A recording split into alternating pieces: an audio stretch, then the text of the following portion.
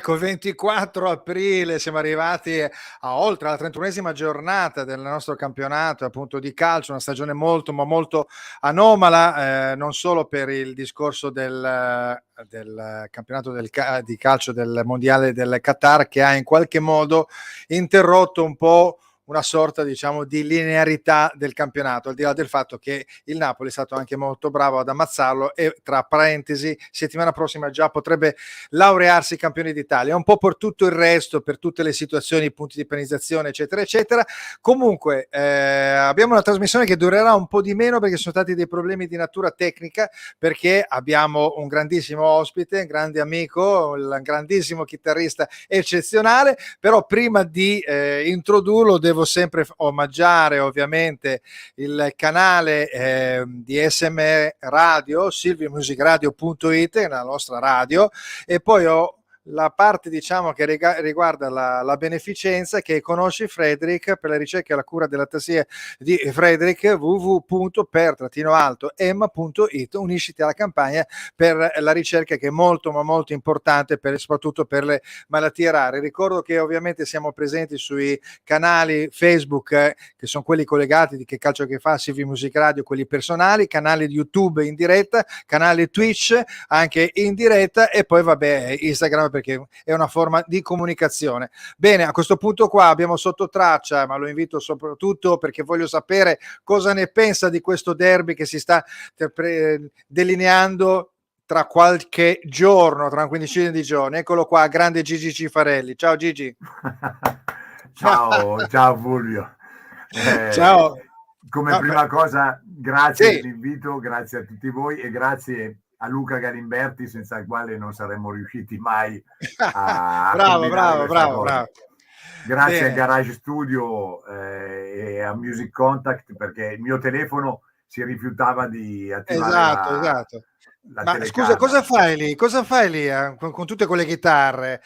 È lo studio dove penso, produco, è lo studio dove facciamo i miei dischi, dove facciamo tante altre cose, e dove abbiamo fatto il disco di Natale, dove con Piero Billeri, che è il mio produttore, progettiamo, eccetera, eccetera. Ma c'è qualcosa che bolle in pentola, quindi?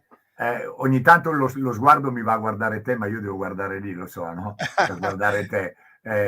Sì, bollono in pentola diverse cose. Tu sai che purtroppo io 51 giorni fa ho avuto un incidente gravissimo, lo so. dove mi sono rotto la spalla, 5 costole, il dito, bicicletta. il bacino. Sì, bicicletta, amore bicicletta. mio. Bicicletta, amore mio, stavolta non mi vedi più. Mi sa di sì, perché noi già qualche anno fa mi ricordo che avevi rotto il bacino, quindi insomma la situazione, ma diciamo, d'altronde se uno fa attività sportiva poi agonistica come facevo io, e quindi esce con un certo tipo di grinta, quando sei in bici 300 giorni all'anno per diverse ore, e purtroppo ogni tanto di andare per terra capita. Chiaramente a volte si cade e non succede niente, a volte si cade banalmente come in questo caso e ci si fa un male pazzesco. Lo so, anche perché poi hai messo anche un po' in difficoltà un tuo dito della mano sinistra, che è molto molto importante ovviamente per molto importante, lo so. No, non è il dito quello che c'è. No, pensavo che fosse un'indicazione verso un interista. No, a parte che non mi permetterei mai. Scherzo, lo so. Perché una marea di miei amici meravigliosi hanno purtroppo questa bruttissima tendenza a tifare da quella parte lì, però gli voglio benissimo, anzi, a maggior ragione. Poi di questo derby, secondo me, sarà talmente facile passare per l'Inter che sarebbe... Mamma mia. Vabbè, ma però non si vedono le tue mani, non si vedono le tue mani. Senti Gigi, però quello che voglio dire, no? Tu al telefono l'altro giorno mi hai detto però insomma c'è stato un pochettino di spintarella in generale. No, per me io credo Io credo che ci sia stata anche abbastanza bravura da una parte, anche un po' di fortuna, ma io sto parlando del computo di tutte le squadre che sono arrivate, dalla Fiorentina, alla Roma, alla Juventus, che è stata comunque eliminata in Champions League, e ovviamente alle 3 squadre che si sono contese in questo ultimo quarto di finale, Inter, Milan e Napoli. Quindi insomma non è che poi sia stata una situazione così di spinta logica, perché c'è sempre un po' una sorta di complottismo, c'è sempre una politica di mezzo, lo sappiamo, però lo vedo anche in senso negativo, perché negli anni precedenti abbiamo dovuto subire come movimento calcistico italiano delle schifezze notevoli, secondo il mio punto di vista. Non so, com'è il tuo in Sì, questa no, da un punto situazione? di vista generale è anche sorprendente vedere così tante squadre italiane essere arrivate a quel punto lì. Però nel caso del Milan e dell'Inter veramente a una e l'altra è andata proprio di lusso in ogni senso. Cioè, l'Inter ha il merito di aver passato la fase iniziale dove ha trovato il Barcellona peggiore, che quella è Sì, stata la fortuna. Però, chiaro, voglio dire, non si è rubato niente né da una parte né dall'altra. Io da milanista dico anche che il Napoli, secondo me, è stato molto sfortunato, molto certo. sfortunato, a differenza del Milan. Ha giocato la partita d'andata senza Osimhen, che è un'assenza clamorosa. Ha sbagliato un gol dopo 2 minuti con Kvara, incredibile. Guarda, sì. Ha giocato in 10 mezz'ora e nonostante questo la partita l'ha salvata Mignon, e si è ritrovato a giocare il ritorno senza Anguissà e senza Kim. Vabbè, questi Poi sono, esistono sempre degli snodi fortunati, sì, sì, questo sì, esiste sì, sempre, perché è una però competizione breve in fin dei conti. io siccome tengo per lo sport in generale, perché proprio perché amando tantissimo il ciclismo, dove la casualità c'è, perché voglio dire, guarda ieri cosa è successo a Pogacar, tu cadi e non ti Finita, giochi la corsa, oppure certo. magari hai fatto una corsa strepitosa come qualche anno fa fece in una Parigi-Roubaix un nostro atleta, poi cadi 3 volte, buchi e buonanotte. Però amo lo sport, mi piace guardare tutto, amo il tennis, amo vedere lo sport, e quindi nel calcio a volte vedere in una competizione così importante Liverpool fuori, Bayern fuori, Chelsea fuori, Paris Saint-Germain fuori, e vedere dentro il Milan e l'Inter è un po' come l'europeo vinto dall'Italia. È una cosa che fa piacere a noi perché siamo italiani, però Vabbè, sportivamente però io non sono molto d'accordo, perché spero sempre in un calcio, perché noi siamo un movimento calcistico non indifferente, insomma, devono veramente portarci molto rispetto, perché la no, nostra no, ma io storia sono è lì convinto, sono davanti, convinto. eh. Sono convinto. E beh, ma la nostra storia a me piaceva quando era formata da giocatori italiani, cioè adesso Vabbè. praticamente. Però Ecco, la scuola italiana rimane una delle più grandi al mondo, se no. ecco, è proprio questo il discorso, no? In questo momento storico c'è troppo spostamento, no? Quindi c'è la questione ovviamente della libera circolazione dei calciatori, quindi si vanno a prendere i calciatori in qualche modo che possono essere interessanti all'estero, dall'estero, poi dopo alla fine sono quelli che sono, e si minimizza magari il movimento nostro, no? Interno. Credo che questo faccia parte di una di quelle serie di componenti che in qualche modo ci stanno allontanando dalla passione nei confronti del calcio. Ne parlavo oggi proprio con un amico, e siccome noi abbiamo qualche anno in più rispetto ai ragazzi che vanno allo stadio, pensare sempre ai tempi di Rivera e Mazzola non era solo una nostalgia, ma proprio il fatto che esisteva una passione per la bellezza del giocatore, del modo di giocare del giocatore. Adesso tu ti ricordi un giocatore che in qualche modo ti entusiasmi, o un gol che è stato segnato tipo un mese fa anche da un milanista, per esempio, no? Anche Leao, però te lo ricordi, ma fino a un certo punto. Noi ci ricordiamo i gol, la rovesciata di Boninsegna, il gol di Van Basten contro la Russia, il Anche gol di quella di Rummenigge, io mi ricordo anche quella di eh, Rummenigge contro il Torino. esatto, non è solo nostalgia, è proprio un discorso di passione. A me sembra che adesso tra troppe partite, perché anche lì sono troppe partite, non te le ricordi. Ma le troppe L'altro, partite potrebbero essere anche belle. Secondo me la cosa che ha tolto tantissimo romanticismo, calore, passione è proprio il fatto di non avere più il senso di appartenenza da parte dei tifosi nei confronti dei giocatori delle proprie squadre. Cioè, tu sai Beh, che anche questo fa parte, certo. Questa è la cosa brutta. Certo. Io da milanista, tu sai che io ho fatto anche 11 anni TV e ho avuto la gioia di conoscere dei grandi campioni giocatori meravigliosi come Suarez, come Mazzola, e tu vedi queste persone ancora adesso dopo tanti anni e vedi l'Inter. Certo. Adesso quando tu vedi un giocatore non vedi più la squadra È alla questo che quale voglio appartiene. dire, è un po' questo, Anzi, è uno dei anzi lati. la cosa peggiore è vederne uno e vederne alcuni che hanno vestito la maglia dell'Inter, del Milan, dalla Pro Pad, cioè hanno giocato dappertutto, quindi soprattutto secondo me questa cosa è molto malinconica e triste per i bambini, perché il calcio è il gioco che noi iniziamo ad amare da bambini. No? E Esatto. quindi il bambino non riesce a fare il ragionamento razionale dell'adulto e a dire sì, ma però sai, scadenza di contratto. Il bambino, quando il giocatore che ama va via, si mette a piangere, e quindi inevitabilmente quando tu togli l'amore alla radice, quindi quando tu sei piccolo e te lo porti avanti, inevitabilmente lo togli a Poi, tutto il sistema, no? Scusami, poi anche io per esperienza personale giocavo nel cortile, tutti noi giocavamo bene o male tra il cortile, anche in strada, quando la strada non era così pericolosa, quindi anche queste hanno un senso. Senti, c'è una carrellata di amici, li metto velocissimi così li salutiamo. Come no? Alberto Amboni, ciao a tutti, ciao Gigi. Ciao. Poi Marco Caboni, no, grazie signor no, Gigi, hai Marco, gufato non ho gufato, anzi voglio dire una cosa in questo senso. Siccome io mi diverto chiaramente con gli sfottò, eccetera, eccetera, però credo che in questo momento, tornando al discorso che hai fatto tu, chiunque vada in finale, dobbiamo pensare al fatto che per tutto il sistema del calcio italiano è importante questa cosa, che si sia arrivati in tanti, perché anche nel range in guadagniamo generale punti, ci favorisce, è una certo, cosa che fa bene a tutti.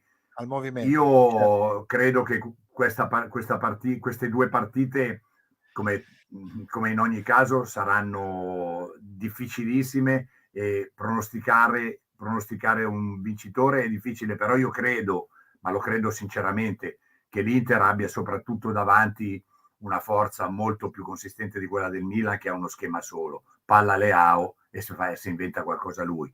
Siccome il Milan sarà quello che farà mentalmente tenderà a fare la partita, è per quello che dico l'Inter vincerà, ma come ha sempre vinto quest'anno, perché anche quando ha vinto il Milan all'andata è stato casuale, perché alla fine se l'Inter avesse pareggiato non ci sarebbe stato niente da dire. Allora senti, ti lascio un attimo, facciamo la carrellata degli amici, dai, poi vai, dopo vai.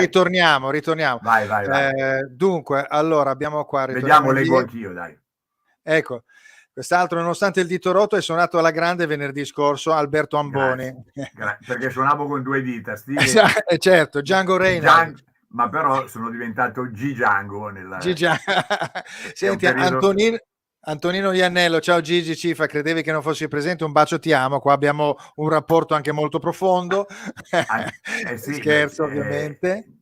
ma le persone che mi amano, ma anche quelle che non mi amano, saranno sempre contraccambiate. Antonino è un giornalista che sta in un posto bellissimo ad Agropoli, che vuole scrivere un libro su di me, mi ama perché mi segue musicalmente, ma anch'io amo lui perché è una persona con un cuore enorme, che in questo momento sta vicinissimo alla mamma, e non abbiamo iniziato perché lui avrebbe dovuto venire a Milano per iniziare questo progetto, quindi amo tantissimo anche lui e spero per sua mamma tutto il bene possibile. Ciao, bene, Antonino. allora auguri alla mamma e auguri anche al progetto del libro, che spero che avremo occasione di presentarlo a Diretta Libro.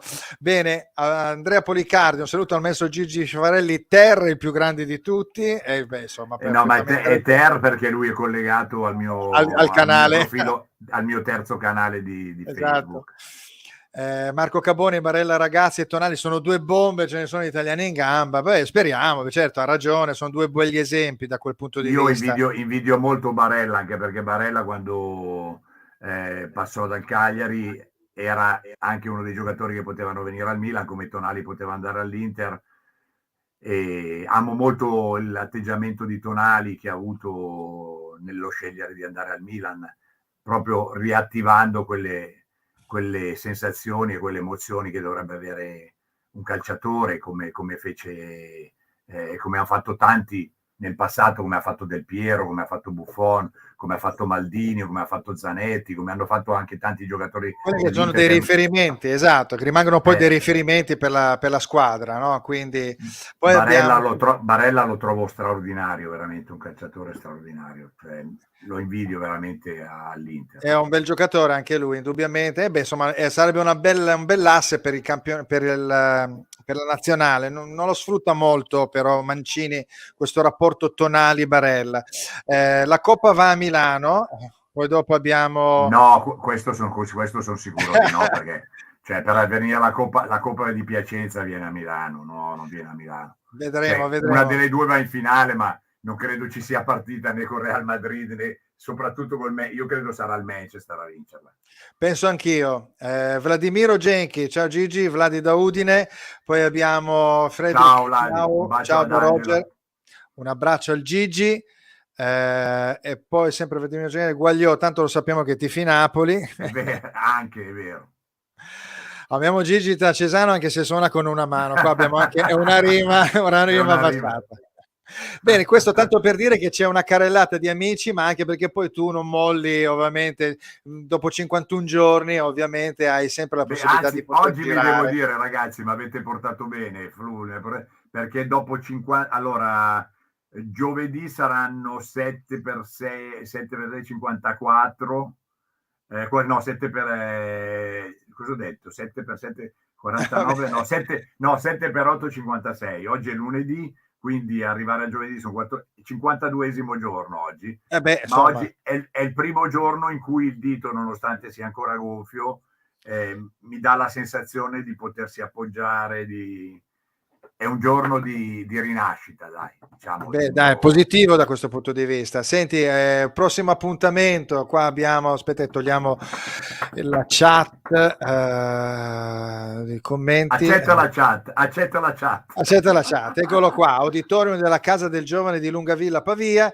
venerdì 5 maggio, ore 20, serata d'onore. Questo è un appuntamento il 5 maggio, no, prima del 27 di aprile sono a Lovere al 18:10, dove tra l'altro dovevo essere la sera che mi sono massacrato, quindi rifacciamo la serata dal mio amico Pippo e sarò a Lovere. Il 28 invece sarò a Monza, al Seta, che è un posto bellissimo dove si mangia benissimo, e il 30 sarò a Pavia, non so dove, ma sarò a Pavia. Poi insomma, 5... Col primo appuntamento vuol dire che il cerchio si chiude e ricomincia il giro, che questa è la cosa molto molto più importante, perché Gigi lo vediamo noi perché siamo collegati con i vari social ed è attivissimo, con una grande simpatia e grande passione, quindi al di là del fatto che magari io per esempio non riesco a venire perché ho un bambino piccolo, però veramente essere coinvolti in questo modo è una cosa molto ma molto positiva. Senti, andiamo a vedere un po' una carrellata di immagini, così vediamo, vabbè, qua abbiamo una bella eco, una semiacustica eco qua davanti, giusto? Sì, realizzata da me insieme a Roberto Fontanot con chiamiamo come si dice, la supervisione del direttore di questo progetto, che è Massimo Varini, sì, col quale si è realizzato un progetto nuovo della Eco, che è un'altra cosa romantica. Tutti gli italiani della nostra età che hanno suonato la chitarra e non solo della nostra età hanno usato una Eco. Io ce l'ho ancora. E vedi, e c'è stato un rilancio fortissimo grazie a questo progetto che abbiamo messo in piedi da un po' di anni, con delle chitarre che soprattutto tengono un rapporto qualità-prezzo pazzesco. Sì, la sana liuteria italiana, marchigiana. Esatto, no? Esatto, è il discorso del calcio, no? Gioco all'italiana e la sana liuteria marchigiana, come le scarpe. Ho anche un paio di scarpe, guarda, anche un paio di scarpe bellissime marchigiane. Grande Gigi. E nelle Marche, sai, tutti gli scarpari sono nelle Marche. Certo, è il centro delle scarpe. Senti, tu mi hai mandato delle foto, ma le avevo già viste, le riproponiamo perché ogni tanto rivedere fa bene al cuore. Qua abbiamo un grande George. Eccolo, sì. Quindi che è un genere incredibile perché noi lo conosciamo per le canzoni di quelle dance un po' anni 70, in realtà è un jazzista che ha un suono, un modo di suonare proprio molto personale, no? E che quindi anche tu in qualche modo ti rifai anche in alcune situazioni. Ma guarda, io e lui abbiamo un punto di riferimento che è lo stesso. Uno dal punto di vista chitarristico, che è Wes Montgomery, sì. e lo stile suo e mio vengono un po' da quello, solo che io sono molto più stato contaminato dal rock. Io fino a 25 anni ho suonato musica hendrixiana, blues, rock, pop, ho amato James Taylor, i Beatles, eccetera, eccetera, eccetera, mentre invece loro sono proprio di quella scuola lì, nera, meravigliosa. Poi certo. George è un cantante straordinario e anche lui però, come me, molto appassionato di Nat King Cole. Sì. Stiamo parlando poi di un jazz anche molto abbordabile, no? Perché è un jazz... Ecco, George ha avuto sicuramente il pregio di riuscire ad associare lo stile più, diciamo, di nicchia del jazz inteso in senso tradizionale, grazie al fatto di cantare, di riuscire a portare un linguaggio estremamente di classe, armonicamente anche raffinato, ma però di poterlo proporre anche a un pubblico più vasto, che chiaramente non sono i pubblici da 80.000 a 100.000 persone, sono quelli da 1.000, 2.000, però di grandissimo, e anche magari certe situazioni 10.000, 15.000, però la colonna sonora del film Chorus Line, che è stato uno dei cavalli di battaglia di George, che non è scritto da lui ma è interpretato da lui, Say the neon lights of bright on Broadway, oppure I were really at peak here with this lonely game we play, this masquerade. C'è anche una fortuna di avere una lingua che anche in qualche modo si presta a modularsi assieme anche alla traccia musicale, no? Guarda, mi dispiace che non siamo riusciti a mettere, perché tu sai che io ti avevo mandato 2 file di 2 brani, sì, purtroppo. Un brano mio e un grande standard dove io ho cantato in milanese, e sarebbe racconta. Ma è uno dedicato a Franco Cerri che si chiama Tutti i volte che pensi a te, tutte le volte che penso a te, e l'altro invece è una versione di eccolo qua con Franco, guarda. Sono i miei 2 angeli custodi, perché non ci sono più in questo caso. Certo. Ho cercato con quella caduta di andare a raggiungerli, ma ma ci sono andato vicino. È stata veramente brutta. Quando hai mandato le foto, mi hai mandato una foto che ci ha veramente inquietato. Posso assicurarvi però che, siccome quando ero andato e mi sono ripreso, sarebbe stato veramente indolore completamente, perché tra l'altro il fatto di aver perso i sensi, io non mi ricordo neanche cosa sia successo, come sono caduto, perché sono caduto. Quindi forse è meglio così da un certo punto di vista. Come tornando al discorso invece del linguaggio, io credo che ogni linguaggio si possa adattare a fare delle belle cose. Pino Daniele l'ha dimostrato, ad esempio, perché il genere di Pino è stato molto affine. Io che l'ho conosciuto e che ho suonato tanto con gli artisti napoletani, io sono stato tanti anni con Tullio D'Episcopo, a cui sono riconoscente, a cui devo tantissimo perché mi prese giovanissimo con sé, dandomi soprattutto un ruolo di grande responsabilità, perché io facevo le parti guida nelle cose che facevamo. Pino è uno che ha dimostrato di poter fare quel genere lì usando la nostra lingua. E che noi siamo abituati, è chiaro che uno dice, sai, è più bello sentire la fine. Certo. Però io per fare siamo una cosa abituati siamo abituati a delle matrici ben precise, no? E quindi la contaminazione, come quella che è stata fatta da parte di Pino Daniele, in realtà non era poi neanche tanto una contaminazione, perché era un blues applicato a delle sonorità napoletane e a una lingua, no? Quindi era un blues mischiato con la tradizione napoletana, una cosa bellissima, perché poi con dei testi meravigliosi, perché lui è stato un poeta straordinario. Però vedi, ad esempio, intanto sono io che devo chiedere scusa a te, perché sono sempre un fiume in piena. Va bene, Ma giusto. dicevo, sai che Leone di Lernia veniva sempre allo stadio, no? Era sempre allo stadio. Grande E io Leone. quando andavo e ci incontravamo in tribuna, gli avevo detto una volta, proprio su On Broadway, che On Broadway fa The say the neon lights are bright on Broadway. E allora dicevo, Leone, tu devi fare questa. A già cattata carne per fa Broadway. Era meraviglioso. Come il famoso pezzo di Eric Clapton, Cocaine, gli dicevo, che sai come fa, e io dicevo che lui pugliese dice, so sciuto par cascioque, cocaine. Cocaine. Lo so, quello, no? tutte le sonorità, anche lui, vabbè, lui era un grande. E ho scritto anche un testo in napoletano, io del pezzo di Benson, quello che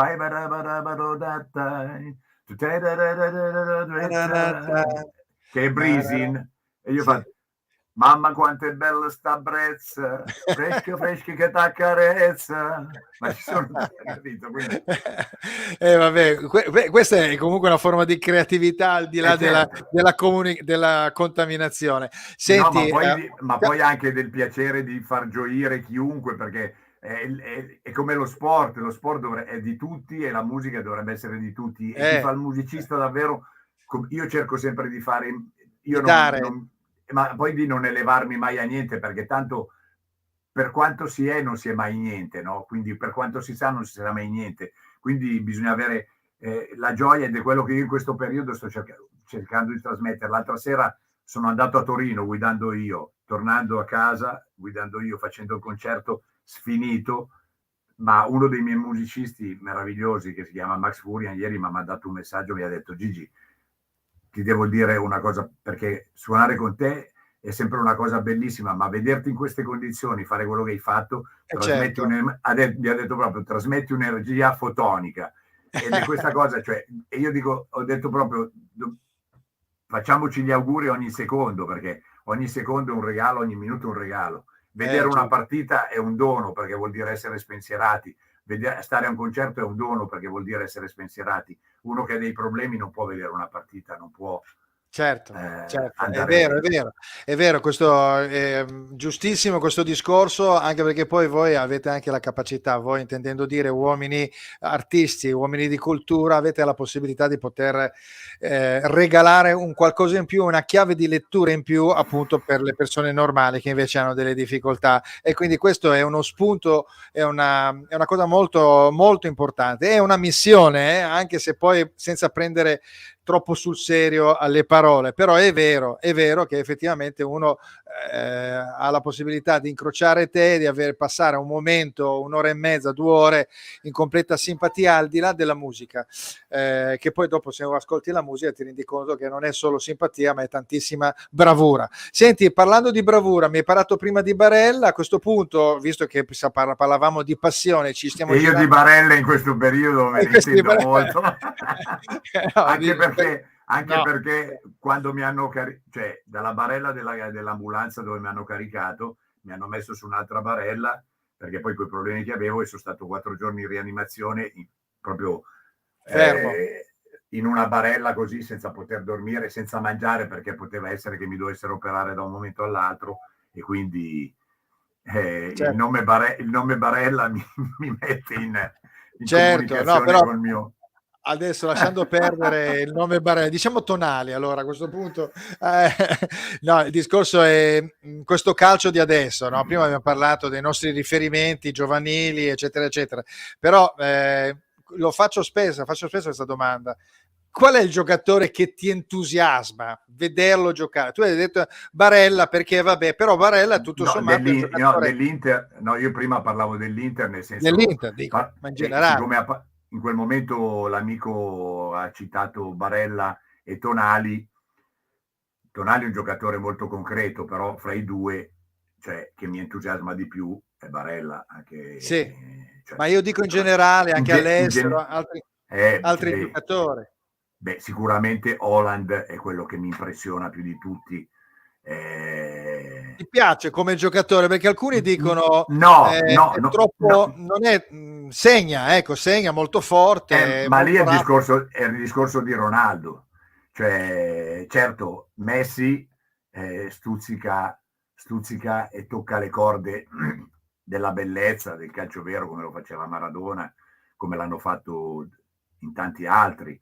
Certo, ci sono giocatori magari che da un punto di vista puramente stilistico o estetico sono molto più belli, molto più magari eleganti, sinuosi di lui, però ha dei numeri che sono una cosa impressionante e alla fine è come Ronaldo. Tu potevi dire, si può dire quello che vuole, però quello che si vuole, ma però quando uno alla fine è quello che ha segnato più di tutti di qua, ha segnato più di tutti di là, alla fine quello che conta è fare e mettere il pallone dentro. E poi dire anche che non avesse classe Ronaldo, come ho sentito tante volte dire, è un po' eccessivo. Magari è un altro modo di esprimersi, però sì, certo. una rovesciata come quella che fece a Torino, appunto, non la fai a caso.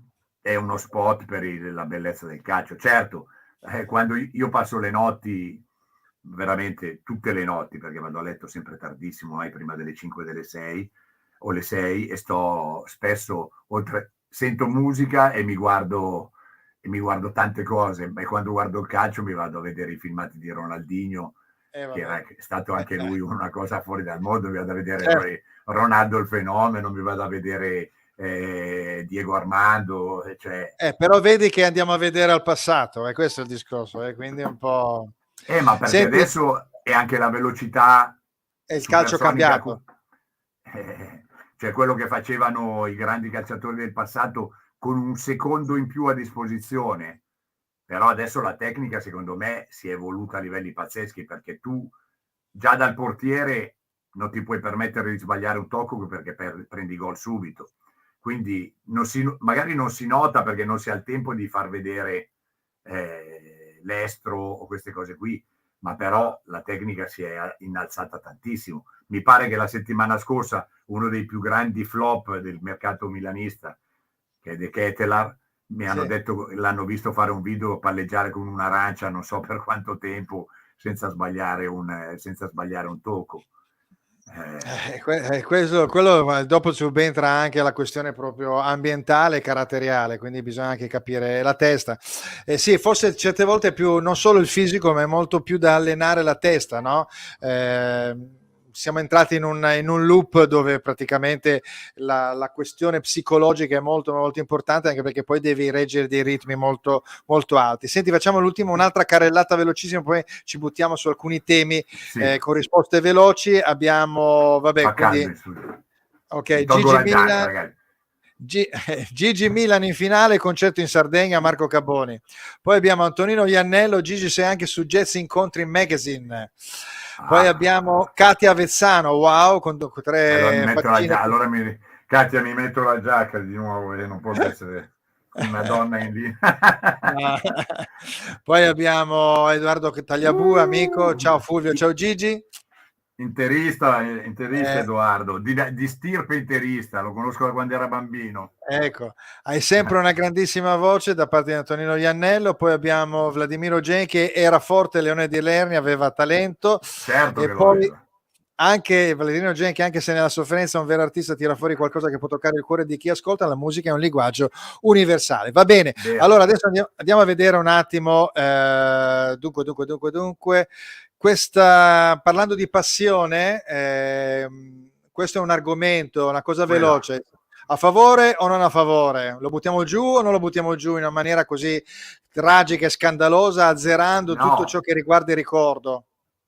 Io lo lascerei come un museo del calcio, lo lascerei per fare eventi musicali, non lo abbatterei perché è un pezzo di storia, sarebbe un peccato. Poi noi che l'abbiamo vissuto da bambini, io andavo a San Siro a 12 anni, rubavo la bicicletta a chiunque nel cortile, la prima che trovavo, poi dopo andavano da mia madre, Sciura e ma ciulà la bicicletta, e mia madre non si preoccupi, prenda la mia. Mi ricordo, arrivavo a San Siro, lasciavo la bici sul montone delle bici perché nessuno rubava niente, correvo verso gli inservienti e diceva "Fanta dentro il fieu", e facevo come si chiama, lo scivolo, e quando arrivavo e uscivo e vedevo il Prato Verde quando c'erano solo 2 anelli, come posso pensare che buttino giù una cosa del genere? Mi farebbe male al cuore. Che meraviglia. Vabbè, te l'ho buttata lì, te l'ho buttata un po' lì. Questo deve essere un 1977-78 perché c'è Anastasi, Pietruzzo Anastasi, c'è Bini, Vedo, Marini, e poi ci sono i 2 capitani, ecco, quindi magari è quella del gol fantasma di Rivera. Beh, credo che sia quello del rigore dello scudetto del Milan, l'ultimo scudetto, 78 credo. Poi abbiamo altre immagini, questo è il famoso gol di Van Basten contro Dasaev con il famoso tiro al volo da posizione impossibile, e quello parlando appunto delle cose che ricordano in qualche modo al passato. Questa è la rovesciata, dicevamo, con Inter Foggia di Boninsegna, ecco, quindi poi vabbè, qua non è marcato e ci si rende anche conto come è più difficile adesso fare gesti tecnici di questo tipo, no? Beh, ma sai che ieri c'è stato un gol all'ultimo minuto in Olanda in un campionato minore, l'ha fatto il portiere nel recupero, ha fatto un gol in rovesciata pazzesco. Ah sì, okay. Sì. No, non l'ho visto. Ecco. Però devo dirti che si vedono comunque dei gol strepitosi anche adesso, perché comunque si vedono dei gol, specialmente con i tiri da fuori, tiri a girare. Senti, torniamo, ho fatto vedere ovviamente Rivera e Mazzola, quindi ritorniamo un attimo al derby, abbiamo parlato di San Siro, ritorniamo al derby. Tu hai detto prima che il Milan farà la partita, però il Milan ha fatto punti, specie in un momento di difficoltà in cui è tornato a una difesa 5, 3-5 di copertura, è riuscito a parare i colpi, ha fatto rientrare in forma determinati giocatori, vedi Leao, lo stesso Hernandez, Giroud, ha fatto rifiatare altri giocatori e praticamente dovrebbe imporre il gioco con una squadra che tutto sommato in realtà impone il gioco con grande giro palla come l'Inter, mostrerebbe molto il fianco alle ripartenze se gioca per esempio Lukaku, no? In teoria. Quindi tu la vedi invece che il Milan sta un po' in avanti negando lo spazio a Leao che ha bisogno di spazio. Ma guarda, io non so cosa deciderà di fare Pioli, e a Pioli non si può dire niente perché quello che ha fatto in 3 anni, soprattutto col materiale umano che aveva, secondo me ha fatto i miracoli. Non ho condiviso molto determinate scelte in certe partite perché comunque forse quella dove si può condividerlo di più, perché abbiamo visto un bel Milan contro il Bologna, adesso non per fare i piangina, però veramente c'è stato un anno che ci davano rigore in continuazione, quest'anno non ce ne stanno dando veramente incredibili.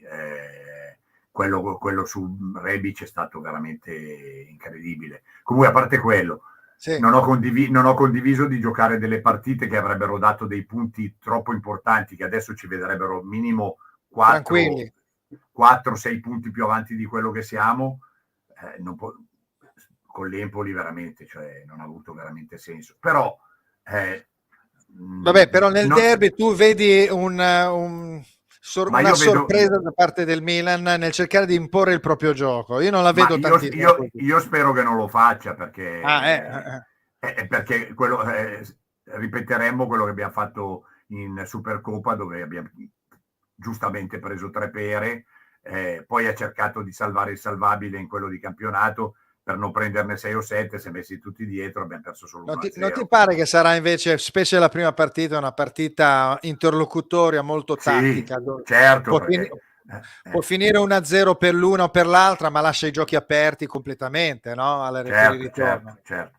Ma è per quello che dico, secondo me in una partita secca il Milan avrebbe avuto più possibilità, in 2 partite la vedo più dura, perché veramente quando io vedo l'Inter, indipendentemente dal fatto che anche in partite che ho visto che ha pareggiato o perso, il livello di casualità e di sfortuna è stato altissimo. però in avanti produce tantissimo a differenza del Milan. Anche ieri il Milan ieri 2 tiri, 2 gol, cioè 2 volte hanno tirato in porta. Positivo, questo è positivo. Io ho visto una classifica della Lega di Serie A, la squadra che tira di più che tira di più, non importa, che tira di più del campionato italiano è proprio l'Inter, seguita certo. mi sembra dal Napoli a 50 tiri, quindi l'Inter tira sempre in continuazione ma non la prende mai da quel punto di vista. Quindi insomma è un fatto casuale, vedi ad esempio ieri non è che stesse giocando bene, però poi era sbloccata. Lukaku ha fatto 2 gol che magari in altre situazioni gli stessi tiri. Nel discorso per esempio della seconda partita, no? Che verrà giocata sarà un Inter Milan, quindi ci sarà una preponderanza maggiore insomma del pubblico interista.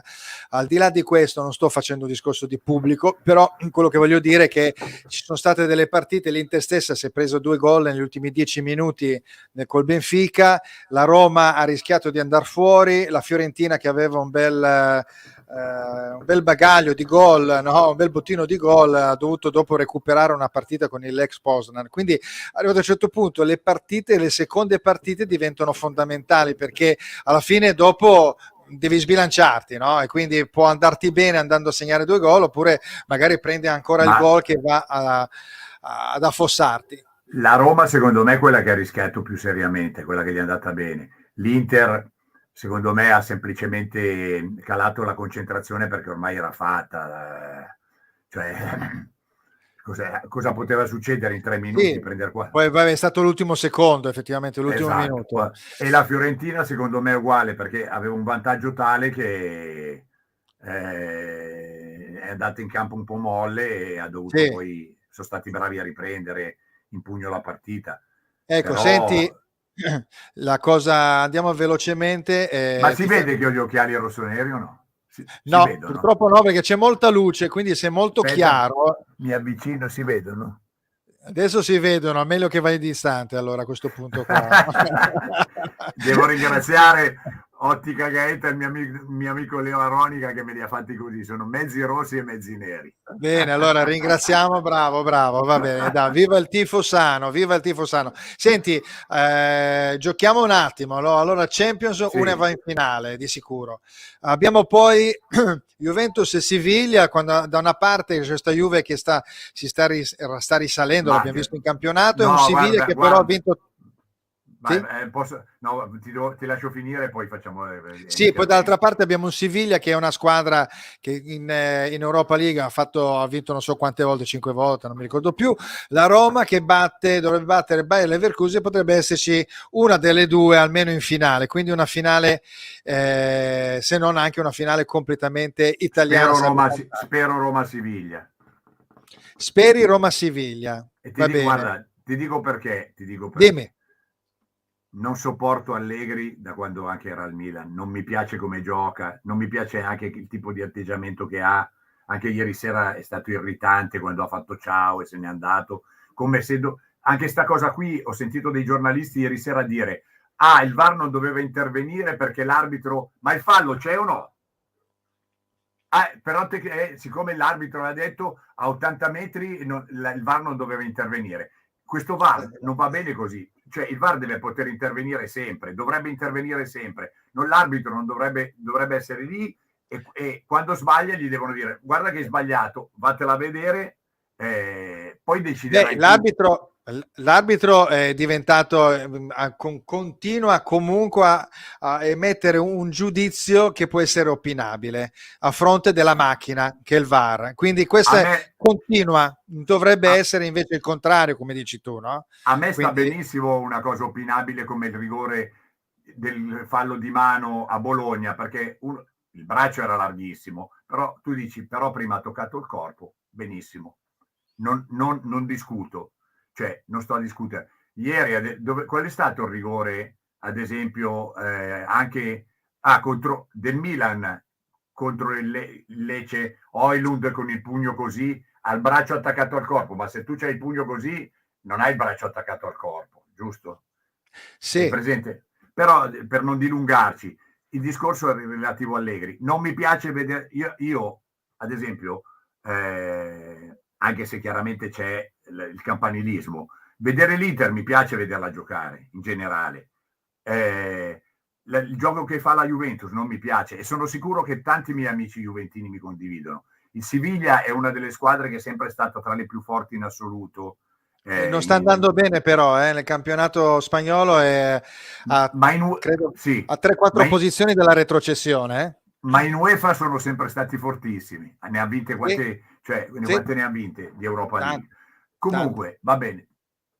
O se no, va bene, Juventus-Roma alla fine, però vorrei che... Mourinho, ad esempio, mi piace tantissimo. Mi piaceva all'Inter, mi piace alla Roma. Vabbè, quindi, poi sarebbe incredibile, perché se andasse a vincere l'Europa League dopo aver vinto la Conference League in 2 anni con una squadra rifondata, un genio. Ne sarei felicissimo. E che lasciasse il posto al Milan, perché l'Inter ci va in Europa, in Champions. E poi speriamo che questa buffonata di 15 punti dati e poi ritolti, cioè 15, poi con tutti sono stati confermate le condanne, però i 15 punti li ridare. Sì, no, poi ha detto giustamente bene Sarri, dice forse qualcuno a livello della giuria certo. che ha giudicato forse dovrebbe essere rimosso. Andiamo a vedere invece la Conference League: Fiorentina, Basilea e West Ham United, AZ Alkmaar. Qui si può tifare una Fiorentina veramente a tutto tondo, con una squadra molto importante come il Basilea, che perché comunque è la squadra più importante in questo periodo storico della Svizzera. D'altra parte un West Ham che sta facendo un buon campionato e la AZ Alkmaar che è un po' una sorpresa. Felicissimo per Italiano se vincesse, perché è un altro che la Fiorentina l'ho vista sia con l'Inter che col Milan, in altre situazioni l'ho vista giocare spesso molto molto bene, molto bene. Ecco, senti una cosa invece, perché siamo arrivati alla fine, stiamo parlando, tu l'hai detto anche all'inizio, non sono arrivate determinate squadre, per esempio il Liverpool, il Chelsea, insomma squadre che praticamente sono importanti nei campionati di appartenenza. Lo stesso Bayern sta adesso un po' zoppicando, però se stai a vedere un po' le squadre in generale sono tutte distanti dal Real Madrid è lì in finale, ma è a 9 punti dal Barcellona. C'è sempre un po', specie nelle squadre italiane, hanno abbandonato, perché il Napoli ha ammazzato il campionato, hanno abbandonato un po' delle velleità o hanno temporeggiato in questo momento storico, perché tanto bene o male i posti in Champions sarebbero arrivati adesso, anche se però uno viene sottratto perché la Juventus lo recupera, però si vede effettivamente un po'... Ma la radiano. No, che la testa va nella direzione proprio della partita secca o dell'andata e ritorno, come quella della semifinale, perché quindi mentalmente il calciatore, c'è stata polemica anche su questo, no? Il calciatore va a vedere l'obiettivo più importante in quel momento storico, poi magari va a perdere, come è successo all'Inter, a Bologna o che cosa. Sì, come ha fatto come il Milan ha perso anche il Milan. assurde. Cioè, mi sembra una cosa abbastanza naturale. L'Inter il rapporto di più, perché una squadra forte come l'Inter, anzi dimostra di essere forte, perché una squadra con 11 sconfitte a essere in classifica dov'è, vuol dire che perché o perde o vince. No. Sì, ma questa è la logica dei 3 punti. Effettivamente l'Inter ha pareggiato poco e quindi o perde o vince, no? Quindi, però secondo me è chiaro che il Real Madrid è una squadra che si concentra molto di più sulla Champions che non sul campionato. Ecco, vedi, l'Inter ha vinto 17 partite, ne ha perse 11 e pareggiato solo 3, come le ha pareggiate il Napoli, quindi ed è a un punto, una partita vinta dalla Lazio e dalla Juventus che ne hanno 18, insomma. Vabbè, insomma, il campionato è un po' anomalo, effettivamente, no? È stato, quindi da questo punto molto. C'è stato anche di mezzo il mondiale che ha spaccato tutto. Ha spaccato tutto. Speriamo che non caschino più in queste situazioni future, perché sta diventando veramente una cosa. Ecco, questi 3 allenatori, ecco, 3 allenatori che hanno avuto le crisi in vari momenti, no? Pioli l'ha avuto a gennaio, Allegri l'ha avuta all'inizio di stagione perché gli mancavano anche i giocatori, Inzaghi l'ha avuta con un ritardo all'inizio di stagione, ha dovuto recuperare. Questi 3 allenatori dovrebbero rimanere nelle panchine secondo te, visto che invece per esempio su Inzaghi si è aperto veramente una grande discussione? Io se fossi Inzaghi me ne andrei via io. Sì, perché probabile. Cioè, è possibile, perché secondo me ha fatto giocare l'Inter molto bene, ha fatto degli errori clamorosi. Secondo me l'errore più clamoroso l'ha fatto nel derby di ritorno l'anno scorso, quando tu stai vincendo 1-0 e sbagli quei cambi là e perdi la partita e perdi il campionato lì, perché la gente continua a dare la colpa al portiere che ha sbagliato a Bologna, no? sì. Ma il portiere ha sbagliato prendendo il persa secondo gol in quella situazione sì, lì. no, certo, ma il portiere ha sbagliato nel secondo gol, tu togli quel gol lì, comunque hai pareggiato lo stesso, quindi il portiere tu non sei riuscito a fare il secondo gol, perché comunque va bene. dai, Gigi, siamo arrivati alla fine. Ne faremo un'altra, dai. Dai, facciamo un'altra, mettiamo dentro i contributi musicali, quelli che sono mancati nella giornata di oggi. È il bello della diretta. Speriamo di aver portato tanta gente a sentirci, che abbiano passato un'ora serena con noi. Vi ringrazio tutti, ti ringrazio di cuore e vi aspetto ai miei concerti.